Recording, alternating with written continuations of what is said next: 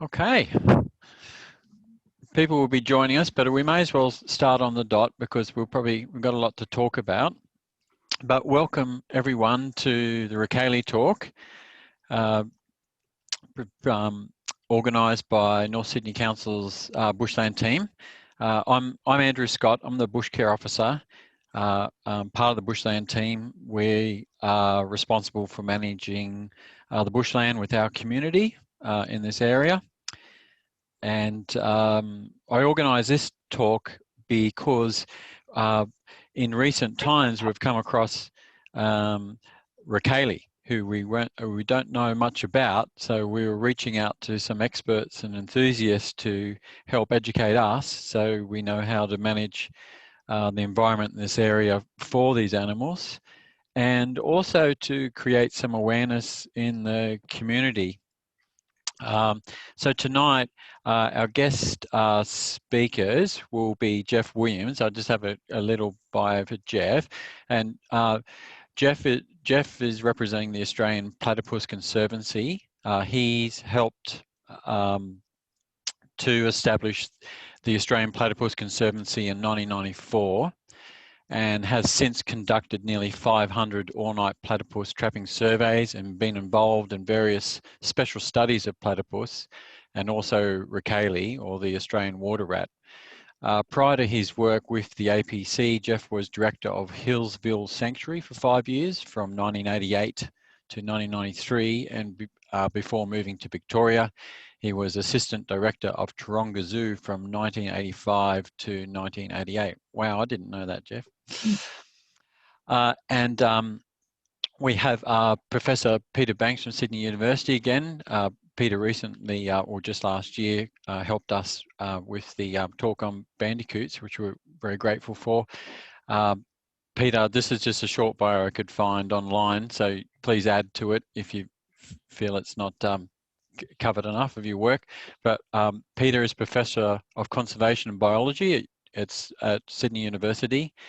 His research interests are in ecology-based management of pest species.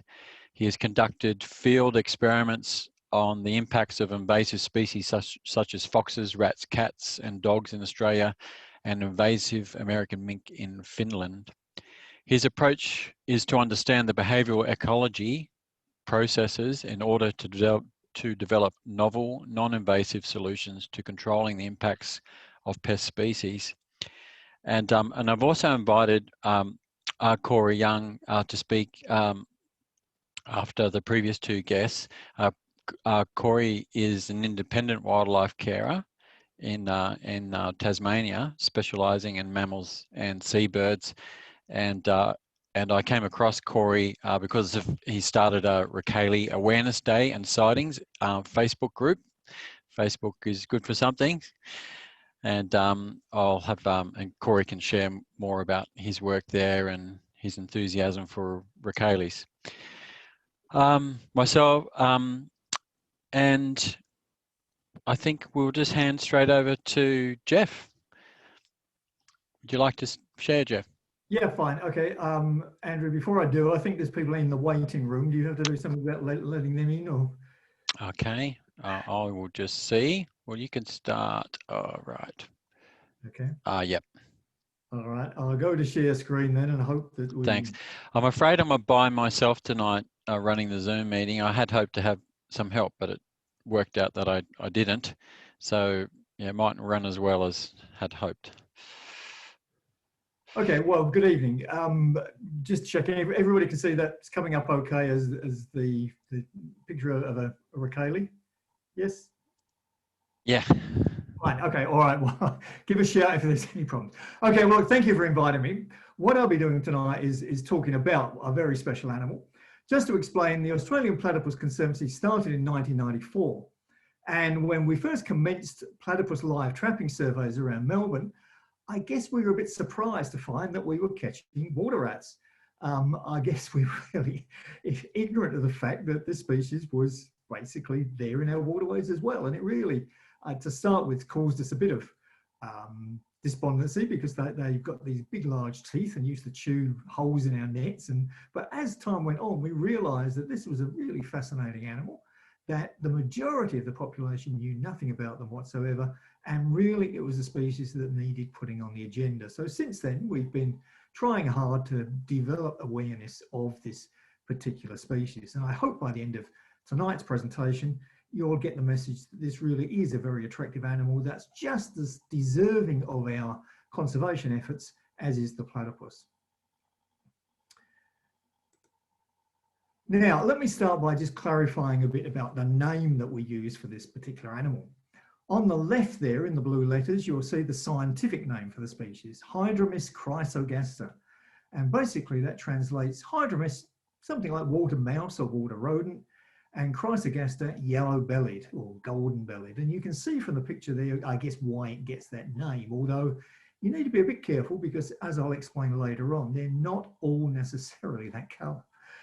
The species has typically been known by the common name of the Australian water rat or the native water rat, although it was quite widely known as a beaver rat for some time. And in many places we work, even now, particularly the old timers, will talk about it as a beaver rat. Just to confuse matters, back in the mid-1990s, the Commonwealth Department of the Environment, or whatever it was called that particular week, decided to give Aboriginal names to all Australia's rodent species. And the name they chose for this particular species was the name used by the Aboriginal language group in the Lower Murray. Now you can see the name down there at the bottom in red. Now there is a bit of confusion as to how you actually pronounce it. I was out with two elders from the Dja last week in a platypus trapping survey, and I asked them, how do you pronounce this word? And they said, oh, well, we got no idea. And most people will say Rakali or Rakali, but I noticed when the ABC was doing the wildlife series a few weeks ago with Aaron Peterson as the presenter, he called it Rakali. So nobody quite knows certain. So I'll probably say Rakali from tonight's session, and I'll also perhaps switch backwards and forwards and occasionally fall into using water rats. Now, rat, of course, is the name that as soon as people hear the word rat in Australia, there tends to be a feeling you should reach for the rat sack, because we really, most people associate rats with being introduced pest species, the black rat and the brown rat. And of course, they're associated with dirt and disease. That picture there is taken from the early 1900s in Sydney, when in fact there was an outbreak of the bubonic plague. And so you can see why rats have not a terrific reputation. And I guess most people, if you stopped them in the street and said, you know, how many native rodents has Australia got? They'd probably say none at all. But in fact, the answer is there are over 50 species of native rats and mice. Now, just an explanation as to how they got here, because I think most people at school learnt that Australia was originally part of Gondwana land and that we gradually split off until about 60 million years ago. We parted company with South America, and from that point in time, Australia was an island continent with its own evolutionary processes that led to the marsupials and the monotremes being the dominant terrestrial mammals. So how do we get rodents? Well, the answer is really to do with the fact that climate was very different at certain periods in the past. And there have been periods when the sea level was much, much lower than it is now. And in those circumstances, the maritime gap between Australia and New Guinea becomes quite small. And likewise, the gap between New Guinea and the various islands leading up to Southeast Asia, the gaps there get narrower. And so it's believed that it then became possible for rodents from Southeast Asia to gradually move down from one island to another, either by swimming or perhaps floating across on logs or on rafts of vegetation and so on, so that over a long period they were gradually able to work their way down and end up in Australia. Now, the first time this happened was about 5 to 10 million years ago, and as a result of those ancestral rodents arriving, they spread out and have given us what today we call the old endemics. In other words, they evolved into a whole range of species to take advantage of the various sorts of environmental niches they could find, ecological niches they could find in Australia. And so we've ended up with things like, you'll see there's actually 2 species of water rats, in addition to Hydromis. There is also what's called the false water rat that lives basically up in mangroves in the northern parts of Australia. We don't know much about it, but there are various other specialists, like you can see rock rats and rabbit rats and so on. So they've evolved in an enormous sort of range of forms. The sea level then went back up, and so this immigration process stopped. But then about 1 million years ago, we think it went down again, and another group of arrivals came. And they haven't been here as long. They haven't had as long time to evolve into different species. And so they're basically still true rats, or rattus. In other words, they are native, but they're very similar both to the black and brown rats in their general thing. So that's how we can explain the arrival of the native rats. Now, in terms of the word rat, we always say, look, in terms of the Rakali, don't even think of it as a rat. It is a rat, but let's think of it as Australia's version of the otter, because on every other continent, the otter is the dominant aquatic mammalian carnivore. We don't have otters, but the water rat fills that ecological niche. But in terms of appearance, it has many otter-like features. So let's start by having a look at an otter first and really seeing what makes an otter otterish. And I guess if we start at the face, you'll notice these wonderful whiskers, fabulous set of whiskers that it uses for finding its food when it dives underwater, and probably helps it find its way around. Notice the nose, that the nostrils flare to the side, making it easier to breathe when it's on the surface. Notice the shape of the head. It's quite a broad, blunt-looking sort of head. And that really serves two purposes. It provides a very solid skull so that you can attach strong muscles to it to operate very, very strong jaws. And probably having a blunt head like that helps it to drive through the water, a bit, you know, like the equivalent of a tugboat. Notice the very small ears as well, again, to avoid drag in the water. Notice the feet. It doesn't have big flippery feet like seals. It doesn't have big webbed feet like platypus. It basically has claws designed for making it dexterous, and then little webs between the toes to help it swim. Fabulous fur. It obviously has to keep warm in very cold conditions, so it's beautiful quality fur. And then have a look at the shape of the tail. It's basically a conical shape, and that's for two reasons. One, it serves as a rudder when it's swimming, and the second factor is that it can help store fat in its tail. Now, they're what makes otters otterish. So let's have a look. How does Rakali compare? First thing you notice, fabulous set of whiskers, and exactly the same sort of reason for that. And again, look at the nose. Nostrils that flare to the side, exactly the same adaptation that you would expect in an aquatic mammal. Again, the feet, not big webs, but web between the toes. So in other words, again, it keeps the feet good for movement and dexterity, but at the same time does provide a paddle for swimming. Have a look at the shape of the head. Again, you can see a bluntish, sort of wideish head by rodent standards. And again, the same sort of thing. And you'll notice, again, smallish ears. This animal hasn't got Mickey Mouse ears. It's got, by rodent standards, quite smallish ears. Fabulous fur. Not quite as good as platypus. It's not quite as dense. This is an animal that does have to come out of water every so often to warm up, but nevertheless, very, very high quality, beautiful, soft fur. And again, have a look at the tail. This isn't a strappy, ratty sort of tail. This is a conical tail for exactly the same reason. When they're swimming, they use it as a rudder, and you can tell the condition of a water rat by the amount of fat stores it's got in its tail. So a lot of otter-like features. It swims a bit like an otter as well, with all 4 feet. Platypus just use their front 2, but water rats swim with all 4, and when they swim, they do look otter-like. We have a lot of visitors from North America and Europe who phone us up and say, oh, we've just seen an otter and we didn't know you guys had otters. And we have to say, well, no, it's actually a water rat because it swims just like an otter.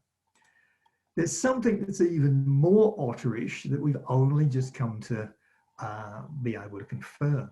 Now, otters come in 2 basic sort of general forms. There's what is generally called river otters, is the picture that I showed you earlier. It's a bit of a misleading term because they actually occur in all sorts of places, including saltwater conditions.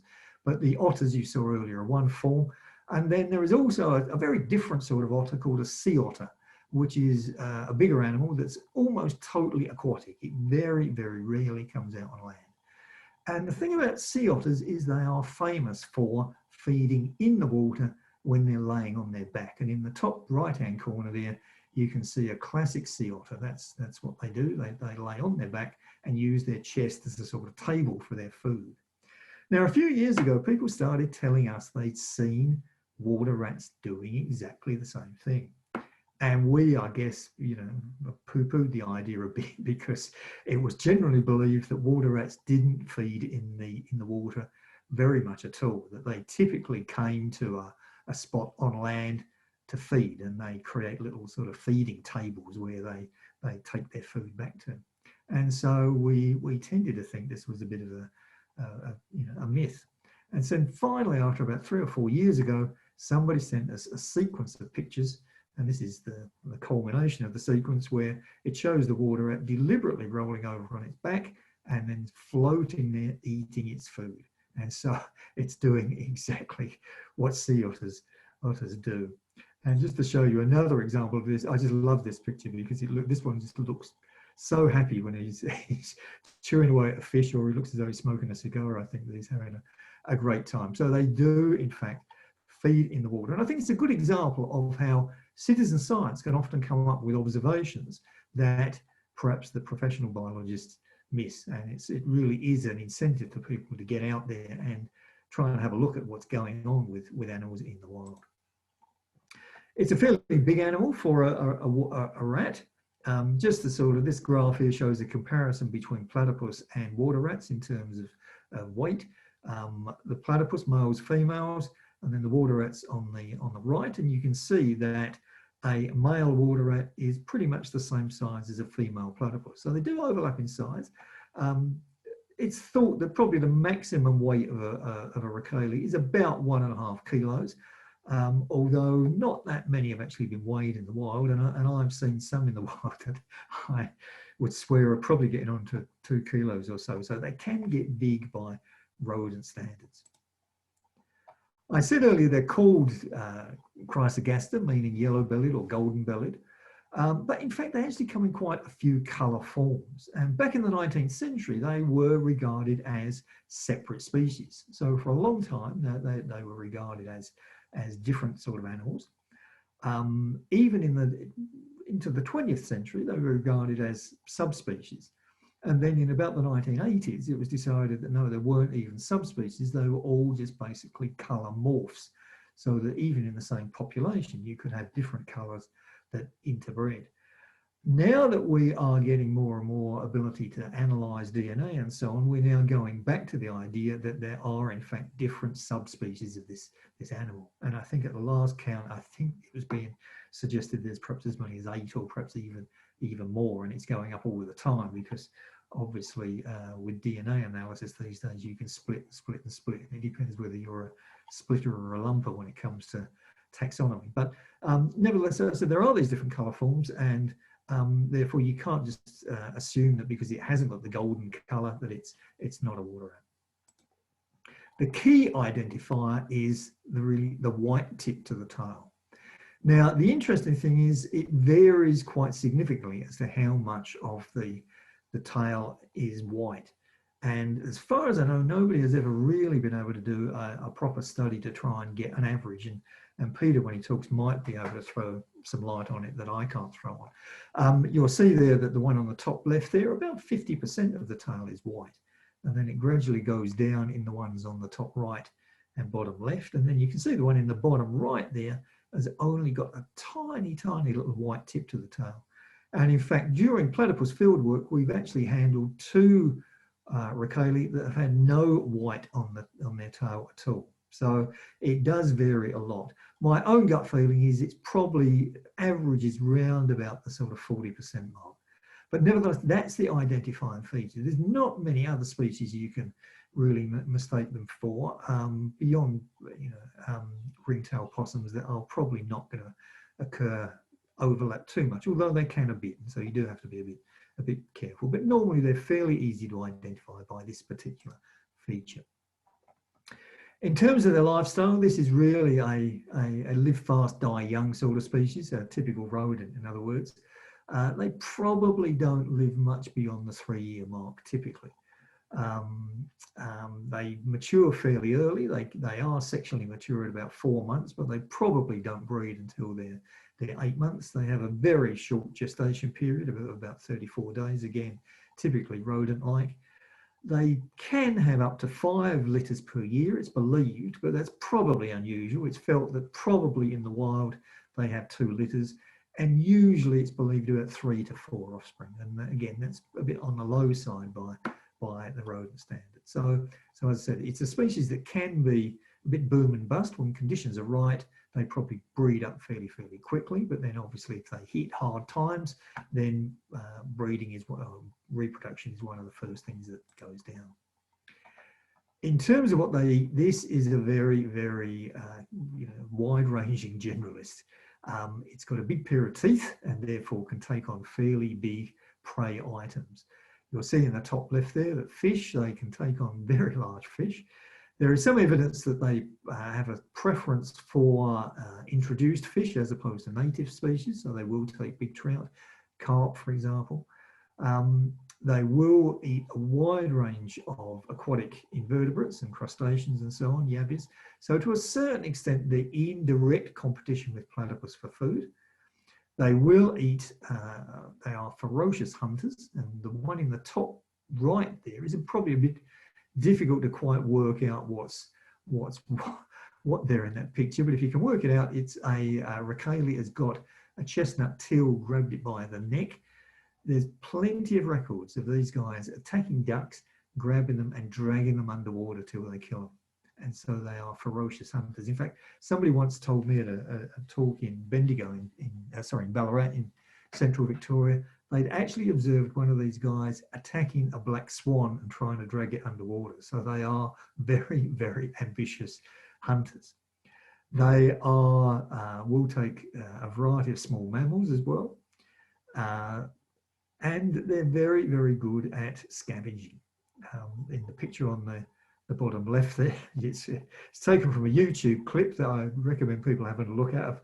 A fisherman has left his sandwiches down by his gear, and while he's got his back turned, the Rakali sneaks up and starts to eat the sandwiches. And that's quite a common sort of story. A lot of fishermen tell me the stories that they caught their fish and put it in their storage bucket and they're fishing away. Next thing they look around and there's a Rakali helping himself to the catch out of the bucket. So they're a very ambitious and resourceful animal when it comes to finding food. The other interesting thing about them as hunters is that in Queensland, they're one of the species that has learned to kill cane toads. And what they do is basically, as you can see on the bottom right there, they flick the cane toads on their back and then they attack the cane toads from the belly down. And by doing that, they can stop short of the poison glands on the back of the cane toad. So they appear to take a quite heavy toll on cane toads. We get lots of people complaining from Queensland that they wake up in the morning and there's a load of dead cane toads all around their swimming pools and so on. And what are we going to do about it? We just say, well, just good luck to the Rakali. They are tremendous climbers. As you can see, this one here is going up a fairly steep bank. We've actually had reports of them going up the pillars in Flinders Street Station in the centre of Melbourne. In other words, going up a completely vertical surface. So they are very good at climbing. They will go up trees. It has been recorded in their scats. They've found evidence of bats. Now, whether they actually killed the bats in the trees or whether they actually killed them or found them in some other way. So, but they are very good climbers indeed. And as I said earlier, they are a very bold species when it comes to interacting with people. They will familiarise themselves with people and they will, on occasions, go inside people's houses. This picture here, this person says that this particular animal used to come into a kitchen every night at virtually the same time because it knew it would get a snack. And somebody else told me a few months ago that they'd been out for the night. They came home, they switched on the kitchen light, and there were 2 water rats, one inside the kitchen cupboard passing out Weet-Bix to its friend, So this is the sort of thing they can get up to. There's a a campsite in Western Victoria where there's a barbecue with a TV, and the people there are quite convinced that the Rakali comes out each night, sits down in front of the TV and watches the programs. Now, I don't know whether that's true or not, or what its favourite program is. It's probably water rats, that rescue program that used to be on some years ago. But it's a species which, I said, gets used to people. That does unfortunately lead to some problems. I mean, not everybody likes the idea that they've got these animals coming into their house or their backyard. And of course, they do sometimes get up to a bit of mischief in terms of killing people's guinea pigs and things like that, or eating their goldfish out of their goldfish pond. So there are a few human interaction conflicts as well as positive actions. Now, in terms of where the species occurs, it's pretty widespread in terms of occurring both in the southeast, right throughout Tasmania, the southeast of the mainland, including the north, and including over in Western Australia, in the southwest particularly. You will also see that it's found on some of the offshore islands. And it's interesting when you compare this sort of distribution with that of the platypus, because the platypus by comparison has a much more restricted distribution. You'll see the platypus basically is only down the eastern side and on a much more restricted basis. And therefore, if you ask the average person in the street, what's Australia's typical aquatic mammal, nearly everybody would say the platypus. But in fact, I think you can make a fairly strong case for saying that actually the Rakali is the typical aquatic mammalian carnivore in our systems. Now, what sort of habitats does it occur in? Well, it is very much a generalist. When we're doing surveys, platypus surveys in fairly pristine areas, platypus tends to be the predominant animal, and we don't see Rakali as much. So, for example, last week we were doing a survey in the Central Highlands of Victoria, and whereas we found platypus in good numbers at all of the sites we examined, we only found Rakali at half the sites and in nowhere near as such high numbers. When you get down to habitats like this that are sort of semi-disturbed, it tends to equalise itself out. So the week before, for example, we were working in an area not dissimilar to this, and we found both platypus and Rakali at all the sites we did trapping at, and in about equal sort of numbers. Once you get into more disturbed habitats, still the balance then swings probably more to Rakali, and platypus start to drop out when conditions get not drop out completely, but drop down in numbers and eventually drop out completely if it gets too degraded. But Rakali, because they can go out on land and find food as well as in the water, have a lot more flexibility.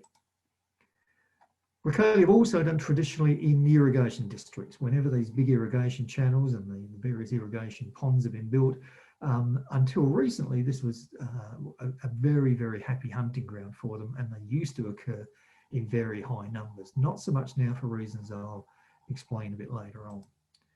They can, as I said earlier, survive in really, really quite urbanised conditions where the platypus starts to drop out. And this really is because they have got this ability to go scavenging quite long distances away from the border if necessary.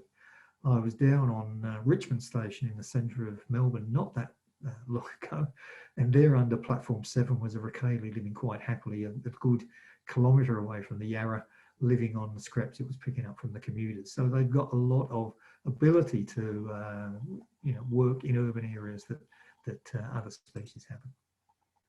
And of course, the big difference between Rakali and platypus is that you will get Rakali in coastal and estuarine areas. And of course, the big thing about this species is it's a Sydney Harbour species. And I think I'll perhaps leave that to Peter and Andrew to talk about a bit more later. But it is a species which, for whatever reason, seems to be becoming a bit more common in the coastal areas. We are getting, compared to what we used to get 20 years ago, many, many more sightings reports and many, many more people telling us that they're seeing these animals in saltwater conditions. We don't know why particularly yet, and whether it's a genuine trend until we get a bit more data, but it's an interesting development with this species. I'm often asked, is there a conflict between platypus and Rakali, given that they do overlap in so many areas? You will read in some books and websites that Rakali kill baby platypus. Now, I have to point out there is absolutely no hard evidence for this whatsoever. This dates back to 1948 when David Flay, who was a very well-known naturalist in Victoria, who was one of my predecessors as director of the Hillsville Sanctuary, he wrote an article in which he postulated the idea that Rakali could kill a baby platypus. He made it very clear it was only a hypothesis. There was no actual evidence for it, but it's one of these things that, with these days of false news, it's fake news. It's now become sort of the gospel that is repeated in many places. I stress that there is absolutely no evidence. It is a possibility, but there is no evidence for it.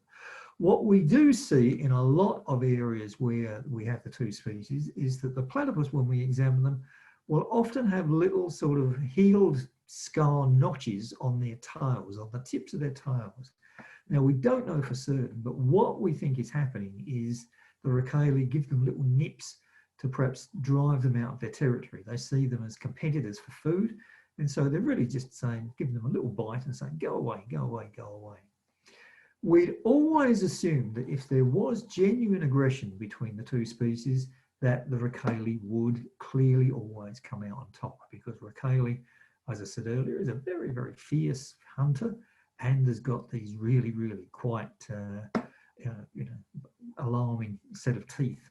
However, again, through citizen science, we came up with a very, very different perspective on what's going on. And this was a lady called Anne Colleen, who took a series of 108 photographs over an 8-minute period. And what she saw was this: the top left one there showed the start of the interaction. She saw a platypus and a Rakali starting to sort of circle each other near what she thought was the entrance to a platypus burrow. And in no time at all, there was a lot of splashing going on, and it was clear the two animals were in a conflict. It finished with a platypus swimming away and with the water rat clearly dead underneath it. And that picture on the right there, it might be a bit difficult to work out, but you can see the white tip to the tail sort of floating behind the platypus, and underneath the back of the platypus, you can perhaps see the upside down body and head of the Rakali that was clearly dead by this point in time. Now, we thought perhaps the explanation was that this was a male platypus that had used its spurs, its venom, to kill the Rakali.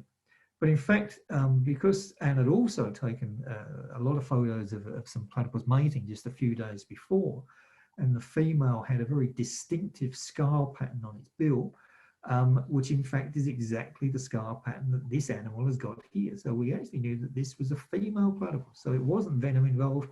We think she purely killed the Rakali by grabbing it with the back legs and then forcing it underwater. So it really, again, citizen science giving us a whole new perspective on a particular issue.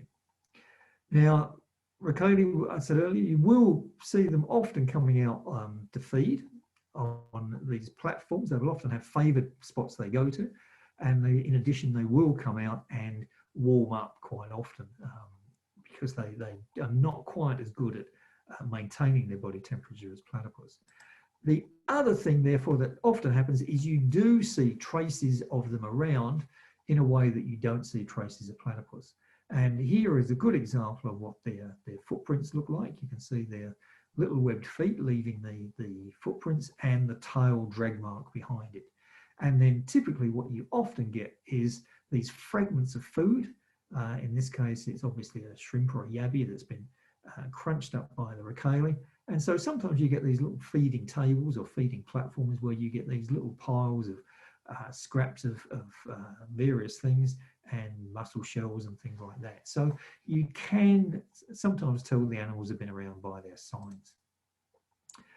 In terms of their burrows, we don't know a lot about their burrows. We do know they will use the same burrows as platypus. When we've been doing radio tracking studies, we've sometimes had a burrow that's been used by a platypus on one occasion and then Rakali on another. We don't know whether they build their own burrows, and again, Peter might be able to throw some light on it, though I can't. They will use all sorts of things. We've had Rakali turning up in hollow logs and inside drains Basically, even in some boats, sometimes they find nooks and crannies to have their burrow equivalents in there. So you can sometimes see the entrances to burrows, as you can in this occasion here, where one is going in. On the whole, though, they, like platypus burrows, are very difficult to find, and so you can't really census the animals very there. Now, very briefly, what are some of the problems that they face in the wild? Well, predation certainly by foxes and by cats is a problem. You can see this poor worried Rakali down there. This is in the breakwater in Newcastle. Interestingly enough, Rakali sometimes manage to turn the tables on moggies. We had somebody once a few weeks ago who phoned us up and said that they live on a yacht on a marina somewhere, and they woke up in the middle of the night because their cat was yowling, and when they went to investigate, they found their cat bailed up in a corner by a big Rakali that was terrorizing it. And so, you know, this is an animal that can stand up for itself. But having said that, they will, we know, be the smaller ones certainly will be killed by cats and foxes and occasionally dogs and so on. However, having said all that, it is probably people who cause the most Rakali deaths one way or another. Now, in the past, Rakali were hunted extensively for their furs. Thousands and thousands and thousands of them were killed in often very, very unpleasant ways. And this example here from the Powerhouse Museum shows the sort of thing that went on in the past. They know the history of this one, and this one dates back to the 1940s. And the story is a couple went on their honeymoon to the Murray, and they spent their honeymoon killing water rats to make a fur coat. I would have thought you could think of better things to do on your honeymoon, but that's what they did. And this particular coat has 54 pelts in it. I'm told by the old timers who used to kill water rats for money that to get one of usable size, you normally had to kill 2 or 3 that were undersized. And so probably something like over 100 Rakali went into the making of this particular coat. So I said thousands were killed before they were eventually given protection. Eventually in the 1950s, it took time for various states to come on board. What kills Rakali a lot still these days is fishing activities and particular traps of various descriptions, and particularly enclosed yabby traps, such as this Opera House trap in the top left and top right corners. The good news is that they've already been banned now in Victoria and ACT, and New South Wales will bring in the ban completely as from the 30th of April. So finally, at long last, hopefully some of the death associated with these traps will continue. There are various other deaths by human-related problems. As I said, Rakali will unfortunately sometimes come into conflict with people. They will go raiding chook sheds, which I guess a lot of people don't like. So the one in the top left there has been trapped, and we were told was relocated. We hope that was genuine.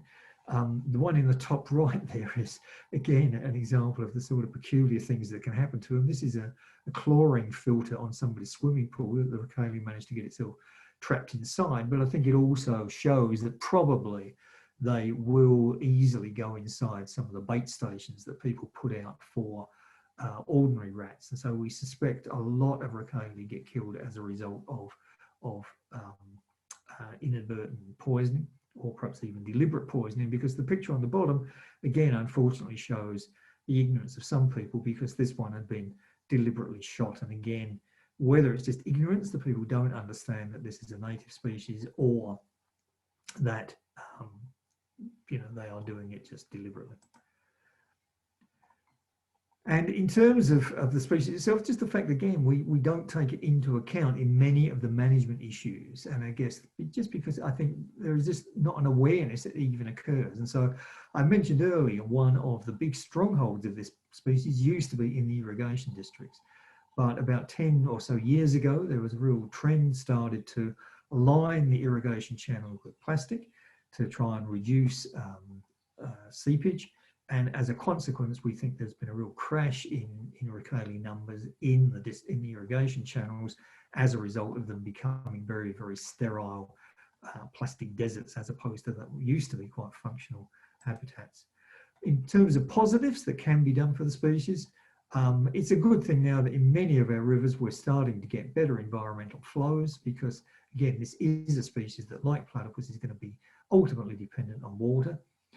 And then the other real positive that can be done in many areas is the fact that this is a species that does really well in various sorts of man-made wetlands. And so in urban design, when we're designing flood retarding basins and filtration ponds and so on, if they're designed in the right ways, they can provide very, very good habitat for the species. So the example on the left there, we worked with Melbourne Water a few years ago to design this particular flood retarding basin to make it accessible for platypus and Rakali, and within a few months of it being finished, Rakali had taken up residence. So it's something we can help to provide good quality habitat. So I'll be hoping that you all now agree that this is a really, really important and attractive species, and that we really ought to be working with conservation. And one of the important things that everybody can do is please report when you see these animals. We still don't know that much about where they occur, and we really need more information. And Andrew, a bit later on, will explain how you can report to the North Sydney database of local sightings in the North Sydney area. So with that, I'll wrap up and hand over back to Andrew, and then over to Peter.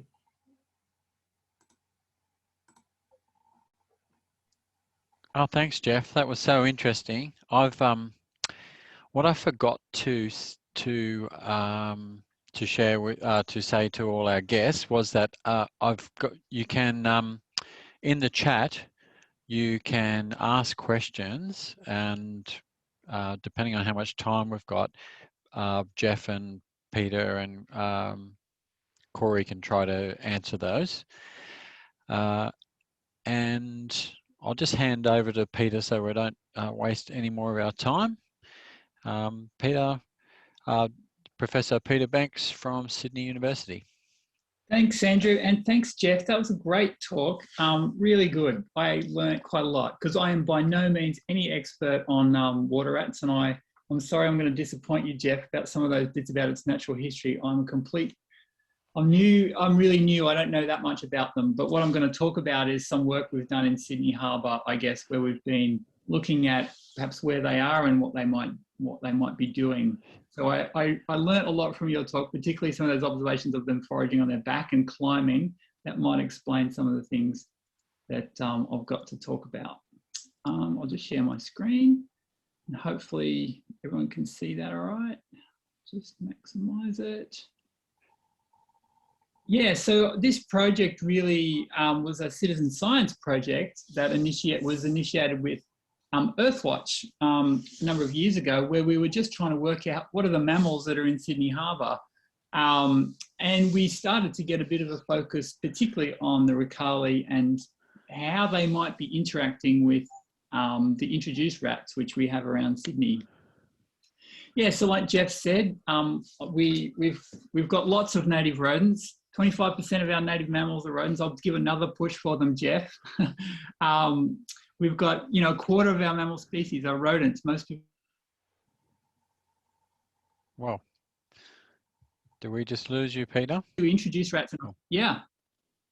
Oh, we do have these two introduced rats in Australia: the black rat, Rattus rattus, and the brown rat, Rattus norvegicus. And around Sydney, these are probably the two most common rodents we will see, and particularly, unfortunately, in a lot of the bushland areas, the black rat in particular seems to be quite common.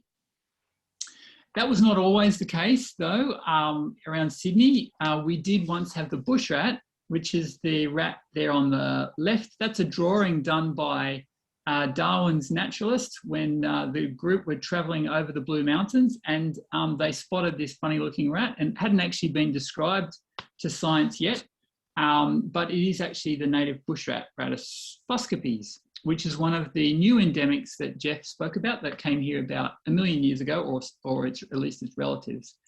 But we do also have the black rat, and this is a distribution of the observations, and you can see that in the pink we have bush rats all around Sydney. Here is the Blue Mountains, here's Sydney Harbour. That's the ocean, obviously. This is the Blue Mountains and Wollemi. And you can see the bush rats are really in the bush. The black rats were really occupying Sydney. And unfortunately, that's a lot of the bushland areas as well.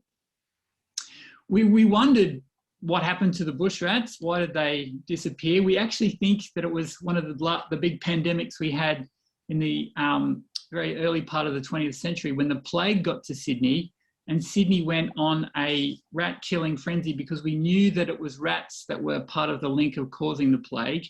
The chief medical officer decided to go on a rat killing frenzy.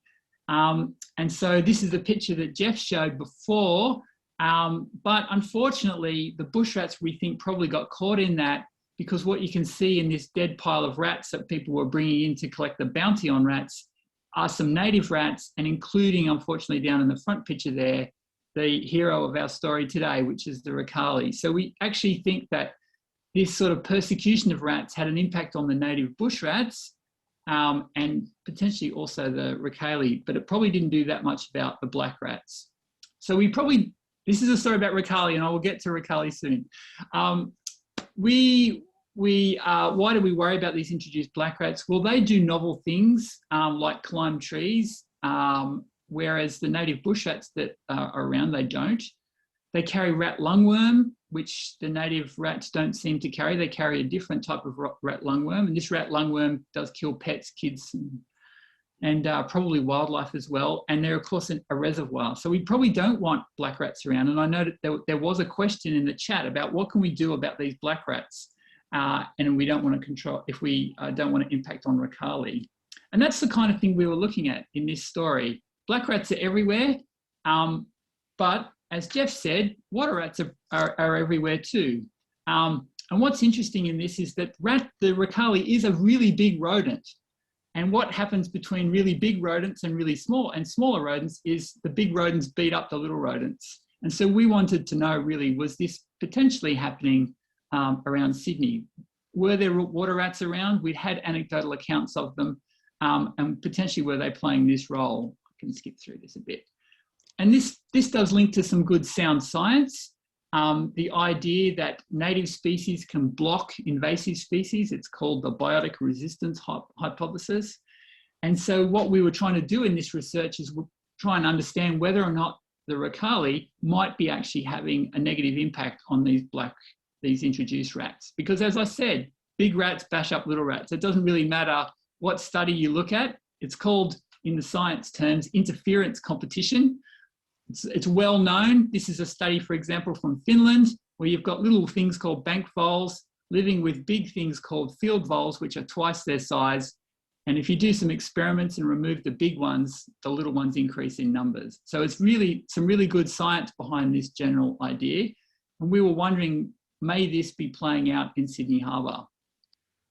So the project went for a number of years, and what we were doing was trying to work out where are the Rakali in Sydney Harbour, because when we started this more than 10 years ago, all we had was just a couple of anecdotal accounts, and we certainly didn't know about the introduced rats. And we were wondering whether or not there might be some sort of negative relationship between the two that might be suggesting there could be competition, that the Rakali might be actually outcompeting them. We wanted to get a little bit of an idea about what environmental features were characterising the rats' locations. Did they want to live in the same place or different places? Do they share the same habitats? And then we really want to know, do the Rakali suppress these introduced rats? Because wouldn't it be great? So it ran over a number of years, actually, and we began, so what we had was we had volunteers who worked with Earthwatch, and they came out and did a Scientist for a Day program where we took them out in a boat, and we set out hair tubes, and then we came back and picked up the hair tubes. And what the hair tubes do is I'm not sure if I've got a photo, we went to all the beaches that we could with the volunteers. We set the hair tubes, and the hair tubes catch the fur. These are hair tubes. They catch bits of fur, and we could analyse the fur and see whether or not what species it actually was. And of course, probably Corey and Geoff and many of you are wondering why on earth we were using this archaic thing and not using cameras. Well, cameras were really expensive back then and we didn't have them, but we found out what was going on was that both the Rakali and the black rats were not going into the hair tubes. We put cameras on the hair tubes and we found that they'd go there and have a bit of a sniff, but they wouldn't stick their head in and leave some fur behind. So then we switched to cameras and we got some quite good data. And also when we went to the beaches, we looked for the observations of tracks of the different species, because I think, as Andrew put in the chat, the Rakali have really distinctive feet, which Geoff mentioned in his talk as well, because they've got these webbed feet and they really are quite distinct when you get some nice soft sand. So here's some of the Earthwatch volunteers in practice, and it was really good because it actually meant that we could do the work, which we was really struggling to get people to give us funding to do, because we were still calling them water rats then, I think, until Earthwatch convinced us that Rakali was a much better name for them. So the volunteers were, analysing videos of what was showing up on camera, and we were able to identify different sorts of species. So, that one there was a black rat running across the screen, etc. So what we found was we tried different types of baits to try and work out what was good for them, because there was some different ideas about what might be the optimal attractant. And you can kind of see here that black rats don't really care what the attractant is, but the Rakali did seem to go for sardines. I mean, this is not gospel, this is just really an anecdote at all. But you can see here, we know that black rats and the Rakali were just not entering the hair tubes at all. So we've just given up on that technique completely, and camera traps are the way to go. But we found some interesting observations of all these different sorts of mammals, and we did pick up the Rakali at a number of different places. Over at Manly at Store Beach and Collins Beach, at Wellings Reserve, they were regularly sighted, and at Clontarf, we picked them up as well as deeper into the harbour. We used some of this data to then try and work out, well, what is the habitat that these Rakali and black rats like? So we included a whole lot of different environmental variables, trying to understand what things were associated with where we got water rats, what things were associated with where we got black rats. And I don't think the model that we had was particularly good. This is the harbour. The sort of dark blue areas here are really where there's lower currents, and where there's higher currents for the Rakali, there's not really very much there at all. Whereas with the black rats, they were everywhere. But one thing was that they did seem to want to live in the same area. So they, unsurprisingly, the Rakali was closely associated where there was some sort of fresh water coming in, and the vegetation nearby was associated with water sources as well. But black rats and Rakali, whoopsie-days, they seem to really like the same sort of thing, which is really interesting. The black rats also seem to like these places that were associated with water. We decided to try and test the model then, as you should do. It's easy to predict what might be high quality habitat and say that that's what it is, but you've got to go out and try and test the model. So we went to some new locations to try and survey for water rat in places that we predicted were high quality compared to low quality, but sadly we got no Rakali on camera. And I think this is just the story of how elusive and tricky these animals can be to study when you want to study them. And it may speak to some of the comments Geoff had about some of the missing data that we have for these species. But we did get some very interesting observations on camera pertaining to the idea that I set up in the beginning.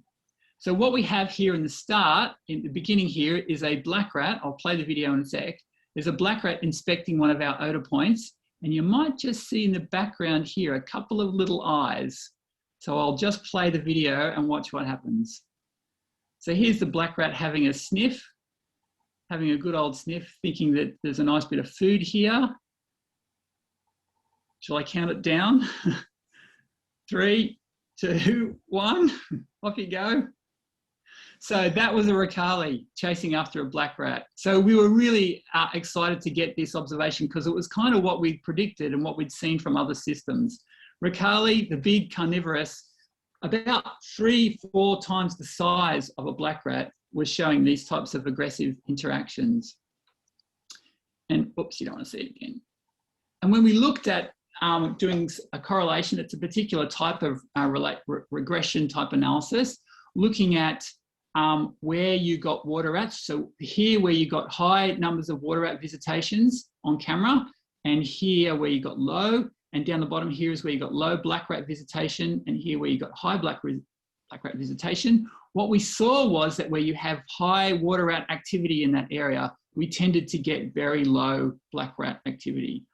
Where you have low water rat activity, you can have either high or low black rat activity. But the important thing was when we had water rats around, we didn't seem to have black rats, even though they wanted to live in the same sort of environment. And this is the same sort of relationship that we see with wild dogs compared to foxes.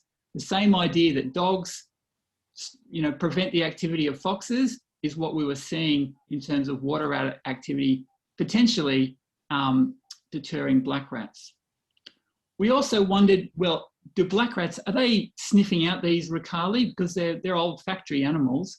Are they smelling them out and using Rakali odour to detect their danger? So we set up some odour points with our cameras with Rakali odour that we got from Taronga, and we used a number of different controls. But really, we did it in a whole lot of different locations where we had the two species living together and where they were separated. But what we found was the black rats probably don't really care about them. They just try and avoid them as much as possible, maybe through encounters, but they weren't put off by them. They're bold, that's why they survive in cities. So I don't think the solution to black rats is going to come from more Rakali odour, but it may well come from actually more Rakali. So I don't have much more to say about this, apart from a few things. The data that we've had has been very useful from this citizen science project. It did provide us some baseline data to look at reintroducing bush rats around the harbour, and that's now working very successfully over at North Head. It did give us a much deeper understanding about black rat impacts. And then, of course, it did raise a lot of questions about where are Rakali. We've caught them in traps while we've been doing other surveys at Middlehead. Kath Price has caught them in suburban parts of North Head, so it was nice to hear Geoff talk about them in people's houses down in Melbourne. We've caught them at the quarantine station and obviously Collins Beach. They're regularly sighted at Taylor's Bay. I see their footprints there quite regularly, even though we didn't catch them on camera. I was at Store Beach on Australia Day and I saw their prints there, and at Athol Beach. I know that they were once on Fort Denison as a bit of a regular, but it's feared that they might have been poisoned there accidentally. I know of a reliable account of them hanging out at the Opera House on the steps there from someone who definitely know them. And this work originally began by observations south of the Harbour Bridge, but we really don't know where they are. And every time I go walking around where I live at Lilyfield, I do try and I hope every morning I will see water rats down around the Bay Run, but that's all. So unfortunately, I don't have much to answer the things we don't know. We just don't know where they are, really. We don't know how many there are. We don't know their hotspots. We don't know what's limiting their numbers or where they might be moving. We don't know so many of the basic things about their ecology, except for this hint that they may well be suppressing black rat numbers, which is probably a good thing and a non-lethal way to be controlling this introduced pest species. So I have to thank Jenna, by the way, who ran the Earthwatch projects with us, and Margarita Gumas from UNSW, who did the honours project work, and Earthwatch, especially Andy Donnelly, although he's not there anymore, and some people who funded us as well. But I'll stop there and I'll have a look at the chat and see if there's any questions for me. Thanks, Peter. Thanks so much for that. Just in regards to North Sydney area, how I don't know if I mentioned it previously, but my specific interest in Rakali's came about as a busher generator, always hearing people talk about Rakali and never seeing them, looking out for these little middens in front of dens and around foreshore areas. And some years later, 2016, we were doing a bat night down at in Wollstonecraft. We had recently discovered a species of microbat, the fishing bat, which trawls on the surface of the water, quite an impressive animal, which we didn't know existed on the harbour before until recent times. And when I had about 50 people down at this, watching these microbats at dusk, and this great big splash, and we all looked down, and I think someone had we had a spotlight there, and we saw what looked like a ringtail possum swimming in the harbour, and we thought, that can't be. And then we realized, oh, that must be a Rakali, you know, something about the size of a possum and this long white tip on its tail. And also on some of the volunteer activities that were on the harbour islands of national parks before they stopped, we would find tracks, and I think that's probably how I came into contact with Peter, as we started seeing these tracks and sending them in, which incidentally to me, the ringtail possum feet look kind of similar to the Rakali's tracks, and I know they're on some of the islands as well. Ringtail possums, believe it or not, living on the ground as well, because there's not many trees. And in some conversations with people that had grown up in the area, they used to say that this one gentleman who no longer lived here, but he said he lived in the area some 50 years ago, and he used to see Rakali around Lavender Bay, in the train tunnel area there. So he said when they were kids, they used to run through there, and they would see Rakali. And interestingly, just over January, a local kayak operator was relaying a story about her guests being horrified at the state of Sydney Harbour having this giant rat in the water. And I asked her to describe it to me, and she said, and she described it having a white tail, and it was about dawn. And I said, well, that's likely a Rakali. Yeah. And that same area, the Atlas of Living Australia, which I put in the comments, had a record from 2011, I think it was, I read years ago, of someone observing it at Luna Park. And we also see tracks, and more recently we've started seeing tracks on around Wollstonecraft, and just last year, very sadly, we found a mauled animal at Berry Island, and it appeared to be like a dog attack. It was quite sad, because we were very interested to learn more, and we end up finding one killed. Yeah, so there you go for our area. That's what we know. Yeah, we need to collect all that. We need to be able to, because we need all these sightings to be able to get into a much better model. And if we had the dots on the map, it'd be great. But yeah, it'd be terrific. Yeah. And I reckon it's citizen science, these anecdotal observations, which are going to be so useful, because targeted surveys for them, you know, they can be a little bit, well, you know, they can be hit and miss, really, that's all. Because they're smart animals. They're smart. They don't want to be caught. Yeah. And they know what to do to avoid if they're hanging on in the city. So these anecdotal accounts would be really useful. Well, that is a nice segue into part of the idea of having this talk would be to find interested people in our area that would want to be part of some type of citizen science activity, trying to collect some of these observations, maybe, you know, looking out for tracks on beaches and recording them, things like that. I'm not sure what shape it would be, but it would be good if we had a collective to learn more about them, so we do know how to, you know, protect and enhance their environment. Well, at 7:30, I think we will just shuffle over to Corey very quickly, and then I'll do you think we should speak with Corey or answer some questions first, Peter? Well, I can, or maybe Corey, because I'll probably answer some of the questions as we go, so that Corey's also got time, and if I don't get to them, we can come back. Yeah. Okay, no worries. Well, Corey, would you, I quickly introduced Corey at the beginning. Corey is an independent wildlife officer in Tasmania, specialising in mammals and seabirds. And he has a wonderful Facebook site. I'll let him tell you all about it. Thanks for that, Andrew. Yeah, so, yay, Corey.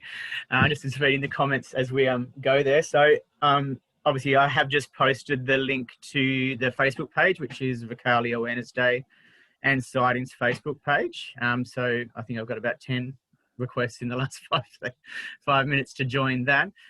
So, as Andrew touched on, I am just a wildlife carer. I certainly have no major background in research. So certainly love hearing from Geoff and Peter on their experience and obviously their research background. I've heard Geoff's talk a few times and just love it. Just love the comparisons that he certainly did with otters. They're exactly, as Geoff said, they're Australia's otter.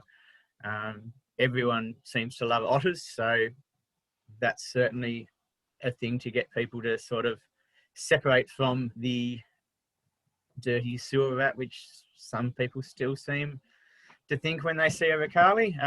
Obviously, from the photos that have been shown by Geoff and Peter, they are absolutely gorgeous looking animals.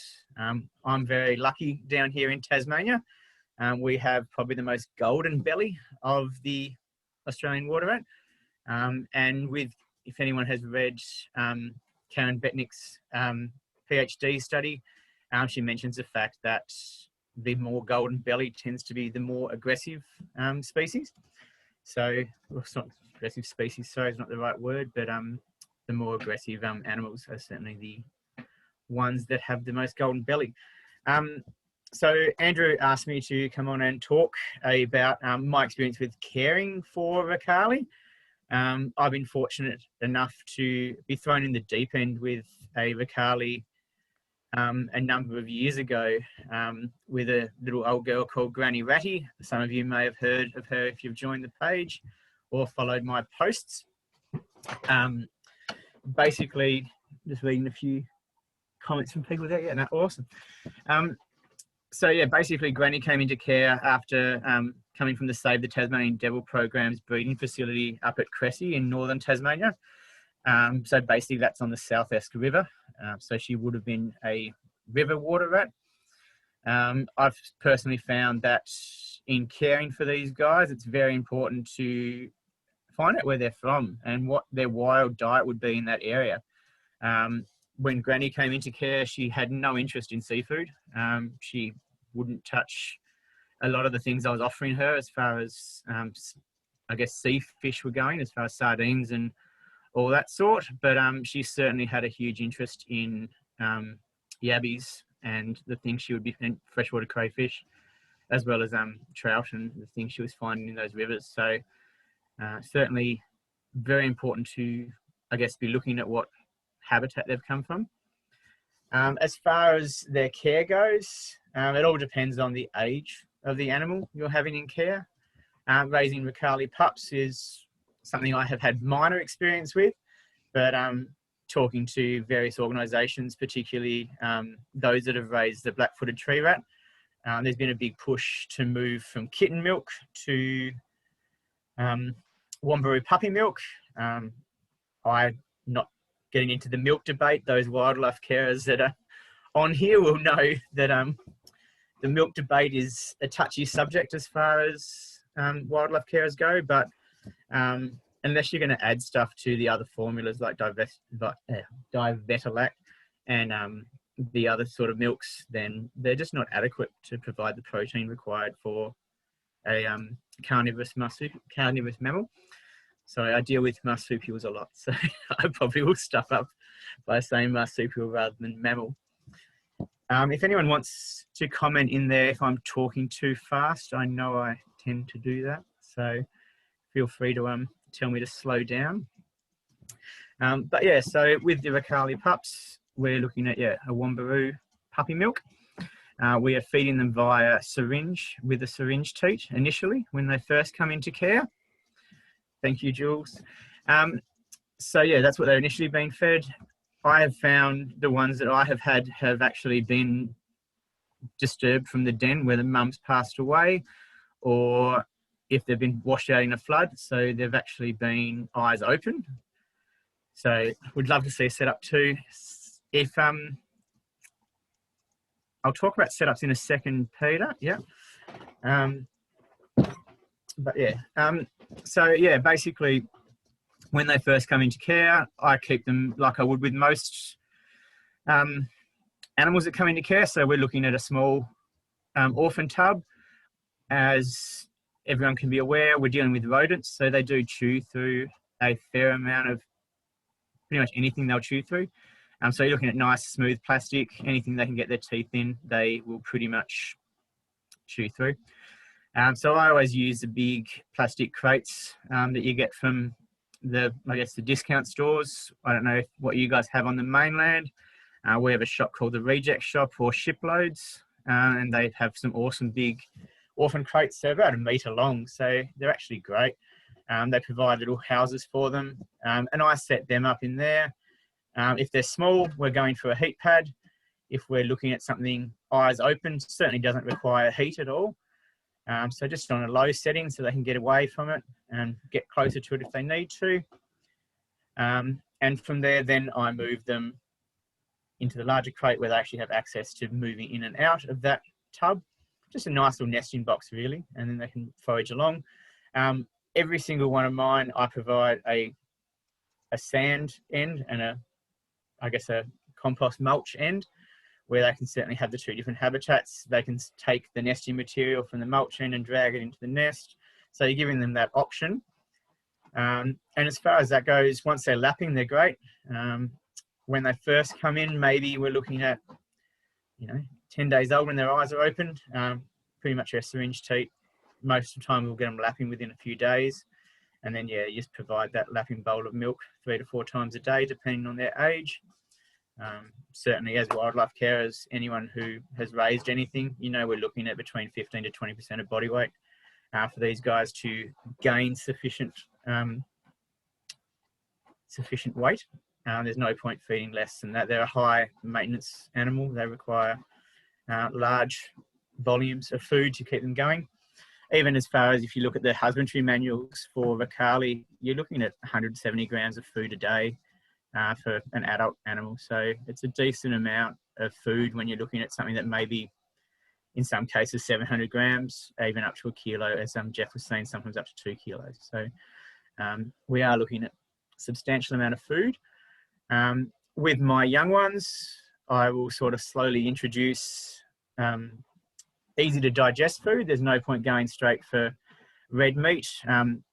As Andrew mentioned before, I do raise mammals as well. So I do raise Tasmanian devils and quolls. And there's no point putting them straight onto a red meat. I always go with a soft red meat. So we're looking at rabbit and quail originally. I often will feed these guys rabbit mince, or I will feed them quail if I can get it. We're very lucky down here in Tasmania. We have the Rannoch Quail Farm down the peninsula, and they're very happy for us to go through their quail that's been dropped on the floor. Every Wednesday they have a big wheelie bin full of it for me, so I can go grab what I want. So I have easy access to quail, which is great. It's about an hour drive for me to go get it, but last time I got 3 garbage bins full, so it lasted me a long time. So I was very happy with that. But yeah, so nice soft red meats initially, and then also obviously with fish, prawns are a great introductory diet. And then also, yeah, just introducing a variety of food. So they're not going to be crushing mussels and clams straight away. So, you can get those sort of things from any fish mart, and then basically de-shell them for them as the parents would do in the wild. And then you're moving on to obviously juveniles. Some juveniles will lap for you straight away. I haven't really found that it's worth stressing about getting them to lap. Most of them will be very happy to go on to meat.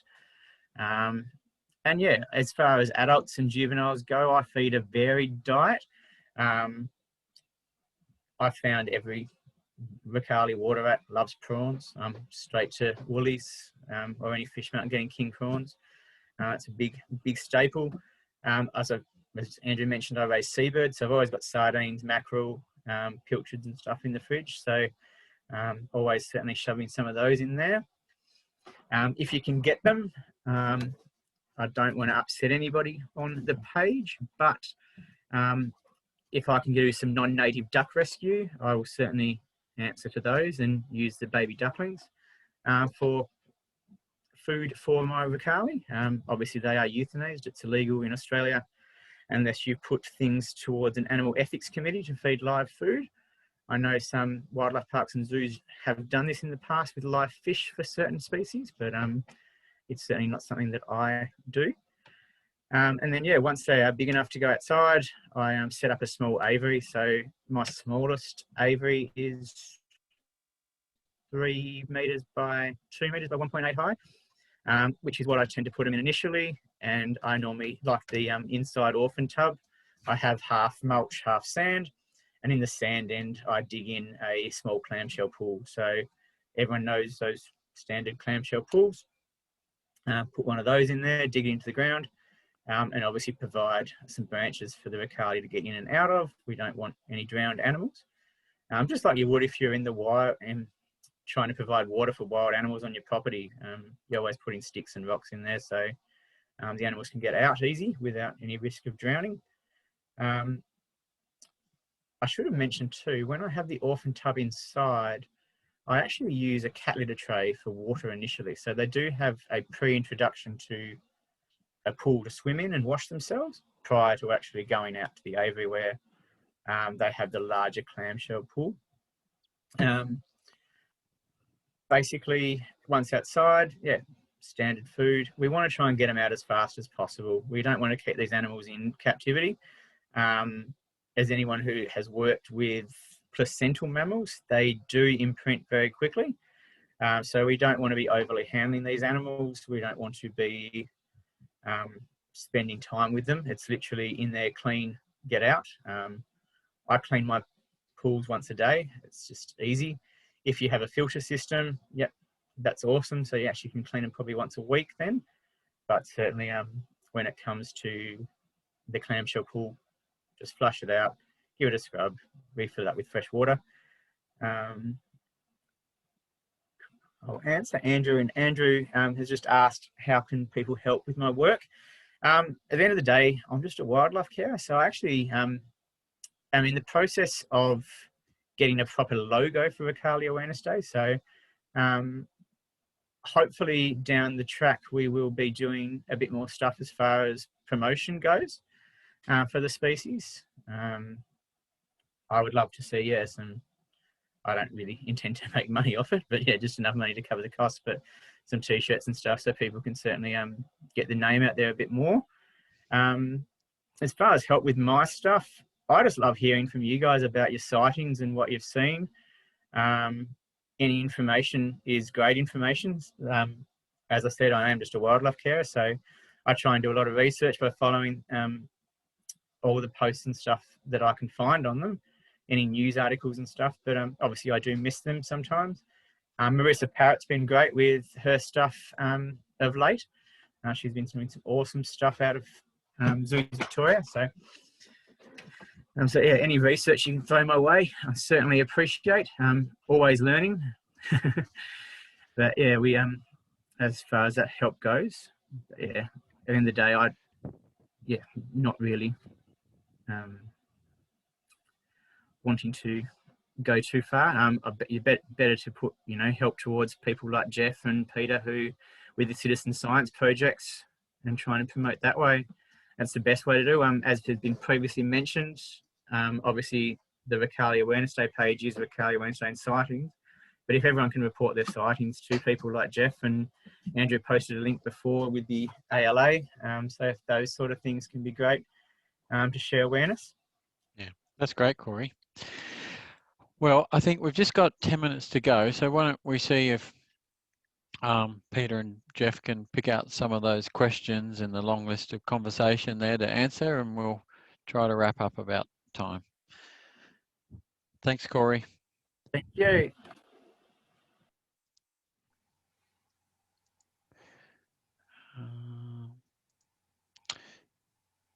Geoff or Peter, would you like to share, answer some questions?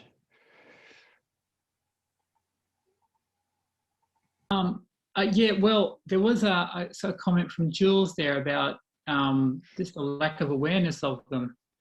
And I did, Yeah, with the Parramatta River Catchment Group, I was lobbying for the water rat to be one of the icon species of the Parramatta River cleanup, because I thought, you know, it was a really good potential species for that. But I think it's just we've got to raise its public profile. I'm so impressed that there's more than 50 of us here talking about water rats, and I think more about its public profile will get more people reporting sightings of it, and because I reckon it has the potential to be a good indicator of healthy environments. And why not have more of them around if in fact they do play this role in suppressing black rats?